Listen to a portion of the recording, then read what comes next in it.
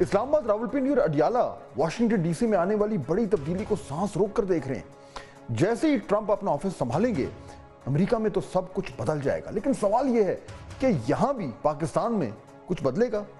اب حالات یہ رہے ہیں کہ پاکستان میں ایک کیمپ ٹرمپ کی آمد پر خوش ہے جبکہ دوسرا قدرے محتاط ہے۔ پی ٹی آئی والوں کے چہرے ذرا تر و تازہ دکھائی دیتے ہیں اور حکومت محتاط ہے، لیکن پریشان نہیں، بس ماتھے پر کچھ بل ہے۔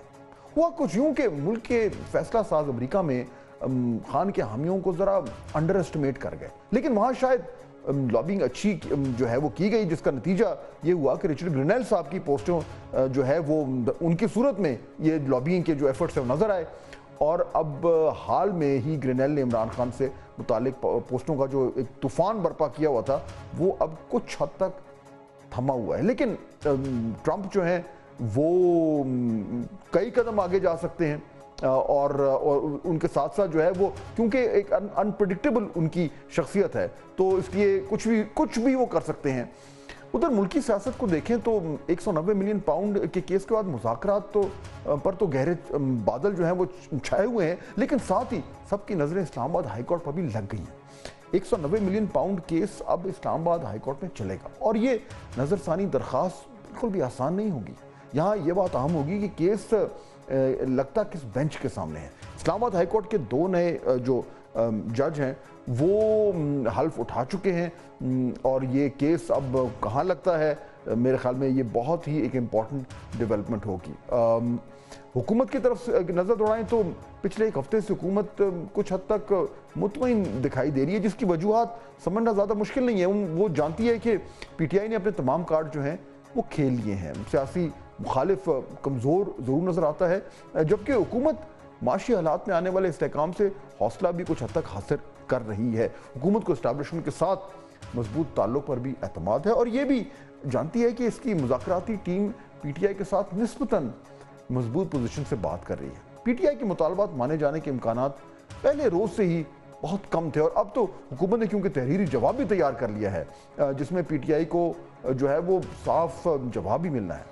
اور ایک بات یہ بھی ہے کہ پی ٹی آئی چیئرمین بیرسٹر گوہر کی جو ملاقات ہوئی ہے army chief general Asim Munir سے، اس کے حوالے سے بھی یعنی بہت حد تک یہ بات کی جا رہی ہے کہ شاید اس میں اتنا کچھ ہے نہیں جتنا کہ کلیم کیا جا رہا ہے۔ یعنی انتخابات کے بعد کے سیٹ اپ کی جو بیسک ایک ریالٹی ہے اس میں اس وقت فوری طور پر تو کوئی تبدیلی نظر نہیں آ رہی۔ ہاں یہ ضرور ہے کہ اگر پی ٹی آئی کے اور اسٹیبلشمنٹ کے تعلقات میں کہیں کچھ یعنی برف پگھلی تو پھر معاملات جو ہیں وہ کسی اور طرف جا سکتے ہیں۔ اب تحریک انصاف نے دو امیدیں جو ہیں وہ لگائی ہوئی ہیں۔ پہلی یہ کہ اسلام آباد ہائی کورٹ سے عمران خان کو ریلیف ملے اور دوسری یہ کہ ڈونلڈ ٹرمپ صاحب کی طرف سے عمران خان صاحب کو ریلیف ملے۔ دونوں منظرنامے دونوں فریقوں سے ٹرمپ کارڈز کھیلنے کا مطالبہ کرتے ہیں، یعنی قانونی، سیاسی، سفارتی کچھ بھی ہو، ٹرمپ کارڈ کا حامل دوسرے کو شکست دے سکتا ہے۔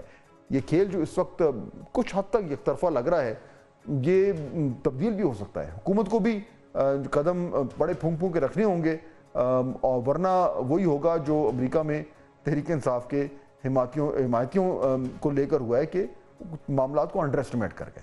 ناظرین، ٹرمپ جب صدارت پر برجمان ہوں گے تو کھیل ایک نئی سطح پر جائے گا۔ یہ نیٹ سے پچ پہ جانے جیسا ہے، گیند زیادہ سوئنگ اور سپن کرتی ہے، آؤٹ فیلڈ زیادہ تیز ہو جاتی ہے اور ہجوم کی گونج آپ کو ہلا کے بھی رکھ سکتی ہے۔